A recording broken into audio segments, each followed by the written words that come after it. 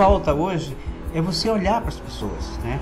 Sentir a necessidade delas, né? Ir ao encontro das pessoas, né? Fazer o bem. A escola pública no Maranhão ela está muito precária. E aqui, particularmente em Pidaí, Califórnia, o foco é ainda mais visível. Um dos focos do projeto Direito de Sonhar é buscar a formação cidadã. Na nossa vivência com as famílias, com as crianças, a gente percebeu a carência que as crianças tinham de um apoio pedagógico. A gente está trabalhando em cima de alguns pilares, como essa questão do desenvolvimento sustentável.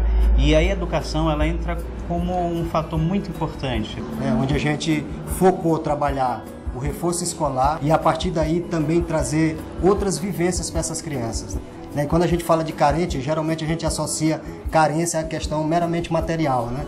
Quando na verdade é a carência de arte, a carência de cultura. Eles conhecem vários lugares, aprendem várias coisas que a gente como pais não tínhamos como levar eles, né? E elas nunca haviam tido a oportunidade de, por exemplo, conhecer um teatro, né? De ir ao cinema, né? De ir à praia. A gente interage não só com as crianças, mas com os pais. Então, os pais têm levado isso para outros pais, né? E a gente percebe que a comunidade ela começa a se envolver nesse projeto, começa a comprar ideia. O projeto chegou numa hora muito boa na comunidade, né?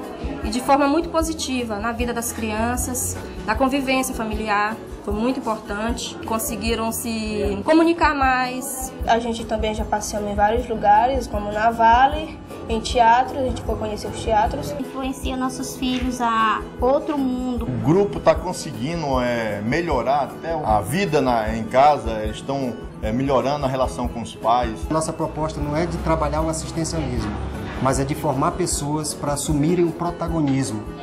Um dia nós podemos não mais estar nesse projeto, estar indo para outro projeto. Porque o mundo é nosso. O mundo não é de um grupo só, de uma pessoa só, de um país só. Eles ajudam, eles parecem que transformam as pessoas. Mudei muito depois que eu estou aqui.